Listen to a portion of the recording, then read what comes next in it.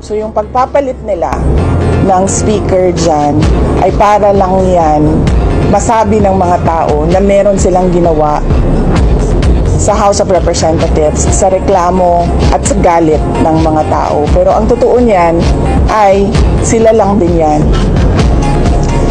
Grupo lang din yan ni Martin Romualdez, ni Sandro Marcos, and of course, syempre, papunta na rin yan kay BBM. So sila lang din yon, sila lang din yan, at sila lang din nag-usap kung ano ang gagawin nila, at sila lang din ang nagplano kung anong gagawin nila sa 2026 budget, because this is all about, number one, the presidential elections of 2028 and the budget of 2026. Kasi inubos naman na nila yung 2025, diba? So 2026 na pinag-uusapan dito. VP, kahapon pumunta ka sa Senado at